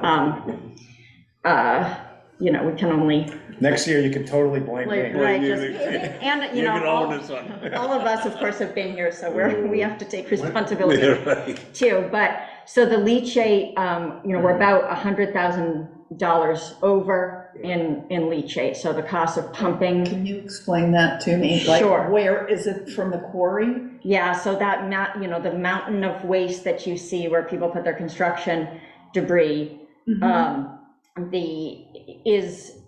was once a quarry that looked just like the open water one that you see next to. Okay, so when you drive through, you got the blue building, you got the one in the dumpsters, back. and it's the big one up on the hill. The hill. Yeah. Yeah, so that started out as a big hole in the ground that filled with water, and it's been slowly filled in over the years. And now it's seeping nasty. Yeah, and so we have there's a whole plan with it, and I'd love to just walk over there with you sometime, and we can talk lots about it, but basically, we have to, in order to keep the trash water that's in there, underneath all that waste from the groundwater intrusion, that just continues to rise, and unless we pump it out, it eventually could not only pollute the groundwater adjacent to it, but in the past overflowed into Lily Pond many years ago. And so they've established levels, which is 98 feet above sea level, that we're supposed to be keeping the leachate levels at. And so we pump to the Camden wastewater treatment plant about 50,000 gallons a day, and there have been all kinds of efforts over the years to figure out how we can reduce the amount. Does it get there by truck or their pipes? And so that's really our big thing that costs us lots of money, and we could talk about for hours, but the rates for Camden have been going up. And especially with this last year, when we get a ton of rain, so we're about $100,000 over. 160. Look at this one, Joe. Yeah, it was something. So. We're 100,000 over in the total expenses, and then, but yeah, so even more you're right, even more. Leachate, take a big hit. Yeah. We pump like 30 to 50 gallons a minute, just 24/7, 7 days a week. Right. Yeah, And in previous years, there were times. This year, it's exactly. just, It's not helping. no. So that is, otherwise with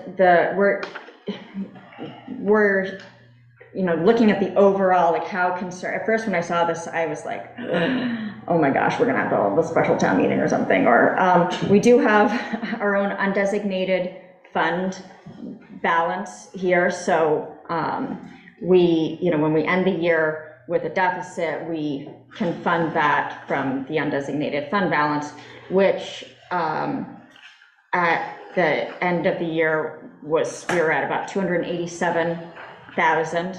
So we're going to be taking about 75,000 more out of that, actually plus a little bit more once we do the carry forwards, which I think is going to turn out to be okay. I mean, that's still going to leave us, it's not like we're in danger of not having enough cash. We also just increased bag fees, so that's why, we included the first 2 months of FY '24. You can see it's already, that bag fee increase is starting to help us a little bit. And so. When will we have a summary of how we're gonna make up this $100,000? Do we have it yet? Well, we're not gonna make it up. It's gonna be funded by the undesignated fund. At the end of the fiscal year? Well, we're there, yeah. So it's gonna be, it's gonna show that You're gonna transfer. Once the financials are complete. it doesn't have to be transferred. It just happens when you, it's like overdrawing your bank account if it's attached to a savings account, kind of. So when will that be finished? Well, the auditors. Are we gonna have to budget more for that line for the following year? Well, I was just gonna say, so this last budget, I mean, to kind of summarize it, we inherited this budget. We entered into this budget going into union negotiations. We under budgeted salaries because we had to renegotiate union wages, so those brought things up. We under budgeted leachate. And we had under budgeted our fees. So we had a lot of fees that weren't covering our costs. So we've made adjustments to our fees almost across the board. We budgeted what our actuals are going to be for our manning or our people. So we have that number accurate. The only one that might get a little bit tricky is again the leachate, because we didn't know that. Right. How much leachate was gonna cost us. Right. And we didn't know we were gonna get the wettest year ever. Yeah, so I would say, how's the levels, controlling the levels been? Has it been able to manage that, or has that been? We've been able to kind of keep it right around the where we're supposed to be, but we haven't brought it down. Usually you can shut the pump off at this time of year. We haven't shut the pump off once. So that's why a lot of this cost is we're just racking up the costs. So, this is a hard thing to inherit and trying to turn around if you think about it. So one of the things we're trying to do is we have two things that we need to do immediately. We need to figure out how we can pump out the north quarry, the one with the water in it, so that the water level's down, because what we're thinking is that water is now being pulled over to the south quarry. So the north quarry is the open water one. Yeah. So the south quarry has the pump in it. Just moving over to Right. underneath. They put the wall in between originally to stop that from happening, and it worked great as the water was increasing. But now that it's reached a level, it's finding another way back in. Yeah. And I talked with DEP today about that, and the solid waste people didn't seem to have much of a problem with us pumping that. So they're gonna talk with the stormwater people. As soon as they give me the go on that, I'm gonna throw a pump in there and start pumping that down. And that might help us with what we're dragging over to the other side. Then the second thing is I also requested from Leachate Management Solutions a cost to pursue the preliminary requirements that DEP is gonna need to possibly permit that treatment on site. So those are the two things that we're trying to do. So that means that we would treat the leachate on site, and we're looking at, not a huge investment when you look at the overall cost savings, because this pumping is forever. So, our operational costs would go anywhere from $300,000 a year to treat leachate to $60,000 at the most. That's a huge savings. And you're talking that to eternity, that's all. Because you have to pump that forever. Yeah, so that's a huge number, and if we can somehow make this happen, we'll be in good shape. What are these two items on 6B, which is it says reviewing the. So Allison can continue with, but I think that, I was requesting, what we're requesting in there is to take $20,000 to put aside to actually, in That's just to do anticipation. what we said we were gonna do in the budget, that waste reduction thing. Oh, I'm missing, I'm looking at the wrong. So there's, thing, right? 6B is just the carry forwards, Okay. but then, but it, There's 20,000 and 3882. Those are two carry forwards, correct? yeah, I think Dave was probably about to go into the things that we were asking, which were more the leachate connected things that, That's coming in 7. Yeah. Oh, I'm sorry, I jumped to that one. No, didn't mean to do that. Yeah. So we need a motion to carry forward those two amounts, is that what you're asking for? yeah, So is it to carry forward $20,000 to fund waste reduction reserve for FY '24, and to carry forward the work not completed for software licenses and support for $3,882.57. Right. So, hey, Is that everything? say what? Is that everything that we need to Yeah, carry I'm forward? surprised that little. I mean, Everything else is. there, I do think that there's some frustration a little bit, the swap shop, that we haven't, we've been budgeting for more than we've been doing there. We could carry forward that line as well. Because didn't we, in this current one, didn't we have like 6,000? Yeah, so we should be fine there. I feel a little bit that I feel that we made a mistake, or I know I did, when we did the waste education reserve. This was kind of this big commitment that we made to the community when we went to the landfill, and then for the first, what was it, maybe 2 years, we really didn't end up doing anything with it because we didn't get it advertised and stuff. And so for the first year, that $20,000 that we budgeted just rolled back over into the general fund and basically funded deficits other places. So we said we were going to fund this waste reduction stuff, and then really it covered like the fact that our landfill fees weren't high enough. So not really the intent. And then this last year, we didn't, my hope had been to get Danny's proposal in, at least in the last fiscal year, and that we were going to be having the 20,000 from last year and then 20,000 from this year too, to be able to fund things. I think when Jody went to do the budget, she said it looked like when we created this reserve fund for the waste education reserve, it was not funded with new money. It was like assuming, basically we're having to carry forward the 20,000 from last year in order to fund it this year. So overall, our investment in the types of programs that we said we were going to invest in is less. So that's. Just Eric's question, are these the only two carry forwards we need to set? Yeah. Is there more that's got to be carried forward? Because we should identify it, and we should do it all at once. No, I think we should definitely do these. The only other thing is what I was just giving the long-winded explanation about, which would be if we wanted to make sure that we had money to do all the things that maybe should have been done before with the swap shop improvements or whatever, we could carry forward that line too. But otherwise, we can overspend lines in these areas. We have more flexibility than the towns. We also have the power of borrowing. We are ending the year already at a deficit. So everything we do tonight is increasing that deficit from last year. And it's all coming from the same pot. We've already given the assessments to the towns. So it doesn't really matter. I think we should carry forward these things tonight because it shows an intention to finish the software stuff we're doing. And all right, can I have a motion for these two then, please? So moved. Do I have a second? Second, Eric. Discussion? Those in favor? I'm going to abstain just because I'm new. That's fine. So it's, everybody that has Sounds to good, vote. but I'm new. That's fine. You voted to give Danny the money though, so. I've heard about the hatchery. But it's coming from this. I remember when they launched it, and I thought it's fabulous, so. Let's, item number 7, which is now for Dave, you were leading, which is, I think, budget adjustment for the landfill closure related engineering, stormwater and leachate management. Do you want to describe that one, please, Dave?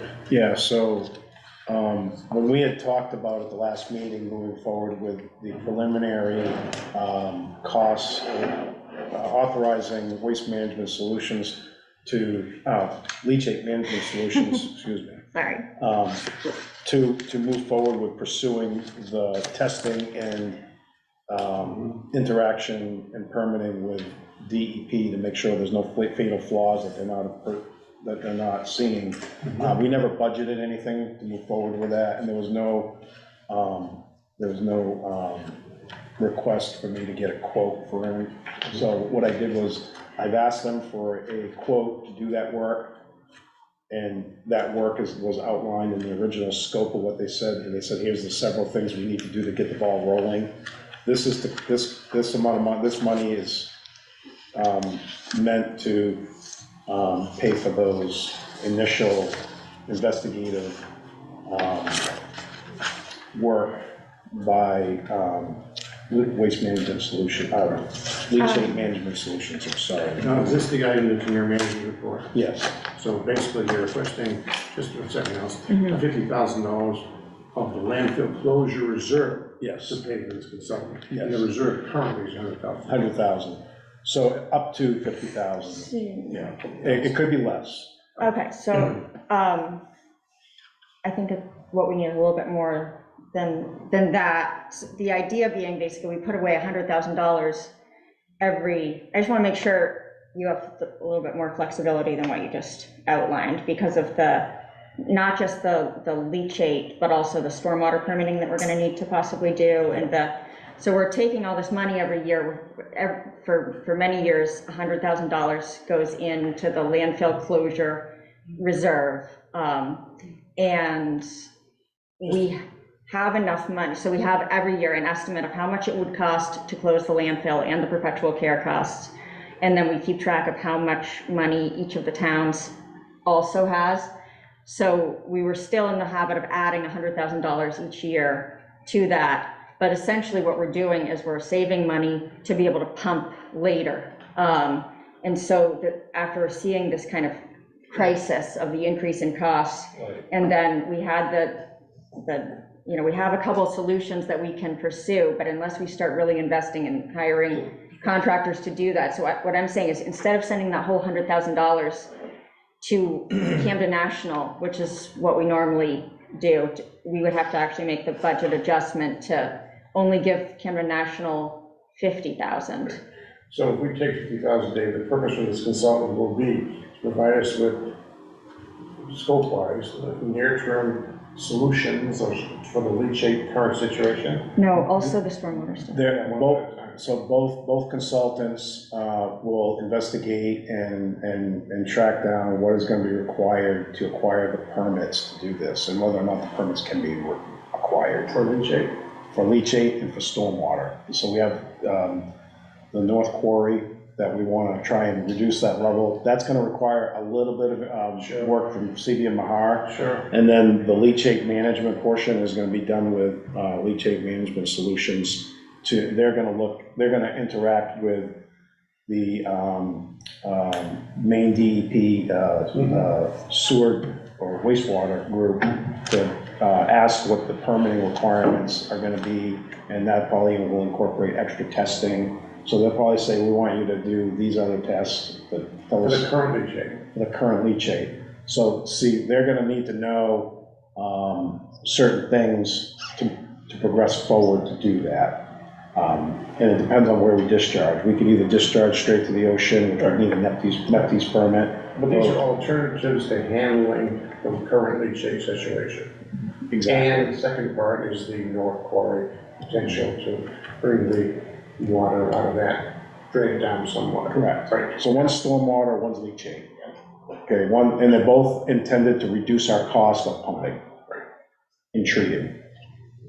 They used to spend, if you look at past budgets, there was just general engineering in every budget that was going to some of this. And we've been really lean the past few years because we weren't really making progress on any of this stuff, but it's, there's a bunch of different stuff actually that they've suggested over the years to try to keep more water out of that landfill. And it's just too much, I think, to ask Dave to be doing this on his own without, Yeah, and you're confident that 50,000 is enough? probably not in the long run. It's gonna get our foot in the door so that we know what our options are. I think it will take care of the stormwater piece. I think it's only gonna take care of a component of the leachate piece. But it's gonna get us going in the right direction.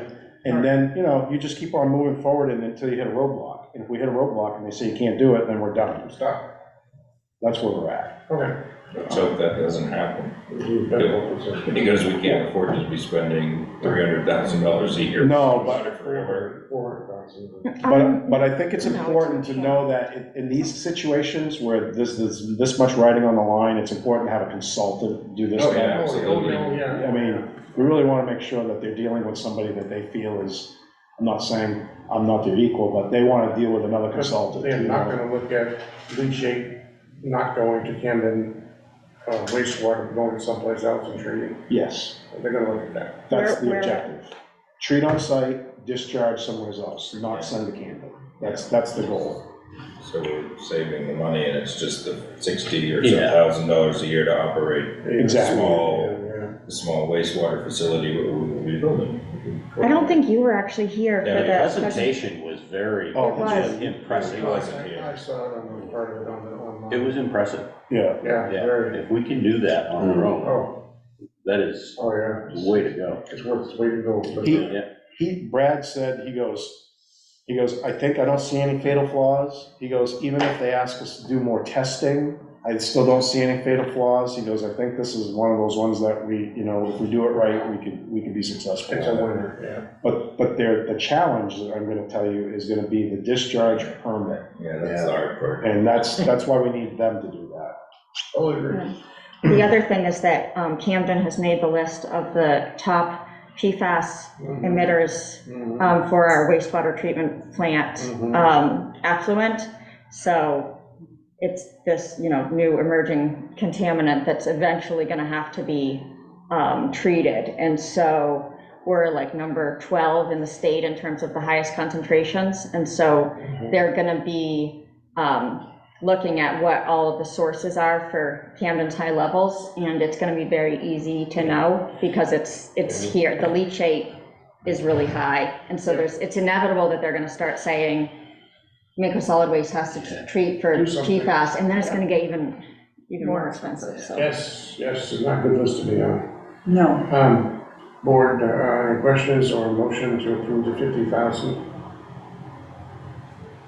So. How do we word it? I move that we you set aside the $50,000 from the landfill closure reserve in order to hire the consultants for the leachate and North Quarry stormwater study. Yes, that's exactly right. I'll second that.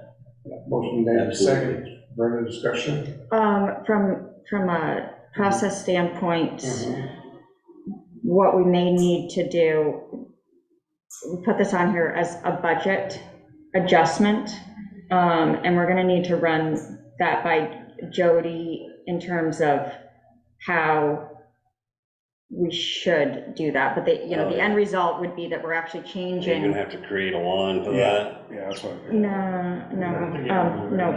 So 50,000 and spend it. You can just put it in the engineer, we have an engineering budget. We could create, Right. we could use what we already have. You're gonna credit this one and debit this one? right, but it would, so we can either change already approved lines, or we could just say to take it out of the closure fund, but we may need, flexibility in terms of how to, it's possible the auditor's gonna say, or Jody's gonna say. Motion, you suggest? I think I think that's fine. I think the motion that you made is fine, but that with the board understanding that the way that's we may have to come back to you and say that Jody wanted us to note it this way or that way in the budget. That's we're forewarned. It's moving from one reserve basically to another, to a reserve that we're holding on to utilize specifically for this expense, just like you're reserving for the for the equipment or anything else. It's Right, just- like it might be that we give, I don't know if we give it to Camden National and we take it back, or we just, No, you would probably just hold on to it. Yeah. I wouldn't, unless you're not gonna spend it in the next 30 days, and then I'd say, here, stick it in a money market for 30 days, and 5%. Yeah. oh my. We have a motion made and seconded. Any further discussion? Those in favor? Unanimous, Bev? I agree, but I'm gonna just abstain this meeting until I feel like, I got even a little bit more. More informed. It sounds like a great idea, and if I were voting, I would vote for it, but You get a pass. I'm gonna take a pass this Yeah, week. this is a heavy first meeting for, Yeah. Yeah, there's a lot going on. All right. So, is that the last thing? Yes. Yes, it is. So just so we're clear, the three actions I have are balance sheets from MRC, contract from MRC, and double check with Jody on how she wants to arrange the $50,000 moving it around. Okay? solve the leachate crisis. I sent the balance sheets already, so they just published them on It's the July balance- 1, so. Okay, this is the balance sheet, a true balance sheet, okay, perfect. I'll tell you, this is like a big deal, this leachate. I mean, because like Allison was saying, as soon as the pretreatment people start saying to Camden, you need to make sure you identify the PFAS of the generator, they're gonna say, all right, you need to pre-treat. So we're gonna have to treat anyway. Yeah, So we might as well set something up that takes care of all of it. know where you're going. It's like PFAS is almost the only thing that's bad in that leachate. It's really not very contaminated at all. That's what I was thinking. I didn't think it was that bad, actually. Really not. Well, it isn't other than that PFAS. Really. It doesn't violate any primary drinking water standards. Iron and nitrogen, those are the two things. They've got a good If you remember what you summary. talked about at the meeting.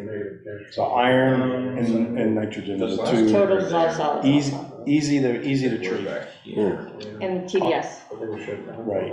Yeah, I don't think he this said. is, That's what this they're is making me what do a after they little restarted, so they were coming up online. But So, when it comes, after it comes out of the wastewater, does that go into the ocean when it comes out of there? Yeah. Yeah, you can see it. When it makes it Oh, yeah. there, Right, because sometimes it don't make it there. Yeah. Because it overflows out of the yeah. manholes, Stormwater? no, the sewage. I was just, Well, yeah, we do now, but anyway. it's, if they're already pumping it there, then we shouldn't have any problem with the North Port pumping it there. we have a motion- Do we have a motion to adjourn? Move Seconded. Discussion. This one you. Discussion. Well, wait a minute. No discussion. All in favor? I'll vote on this one. Allison, I'll take you up on the offer of a tour. Yeah, that's a good I get out of the boot in a week, Oh, so the question is how the foot's gonna feel Oh, you walking. get out of the boot, I didn't know, I was like, She's she's wearing one. Air cast. I got you. Yeah, and so the question is gonna be how the foot feels walking around in a shoe. And so I think I'll be okay, okay. but maybe in like 2 weeks. Sure, yeah. I also I can help with that. do lots of drone photo. I have drone shots from every angle of the whole facility, so should we need to, Yeah. if you want your Facebook Just page. as. I'm a little Yeah. obsessed with this place. As an informational item, because as soon as I hear some data from Dave about material availability, we're probably gonna be to set a meeting. It could be well in October, because I don't know how long we have to hold these people on the string for, eventually Waste Management's gonna say, Yeah, I They're mean, bluffing a little bit. yeah, but anyway, otherwise. I'll I probably- was gonna say, how, because we get, let the officers and stuff like that, so how long do you plan on waiting for meeting? So we gotta set our meeting, right? Well, we That's what I didn't mean. set one, but I was just trying I to. need to have that contract first. Do you want me to get a date on the contract and then let you know, and then we can set the meeting? Tentatively, it would probably be October if we're looking at 4 to 5 weeks. Why don't I ask the question, so we know? yeah, And get any feedback from Waste Management, same time regarding. September would be better, but I don't think we'll have it in time. We're already, we'll be in September this week. our meeting's always on Wednesdays? Yes. Okay, I'm away for a little bit in October, but I don't think I leave until Thursday. We'll wait and see, but I think we may need to, but to do all, including annual meeting. They said that Waste Management is the owner of the trash anyway, right? Yeah. The middleman? Yeah. So basically,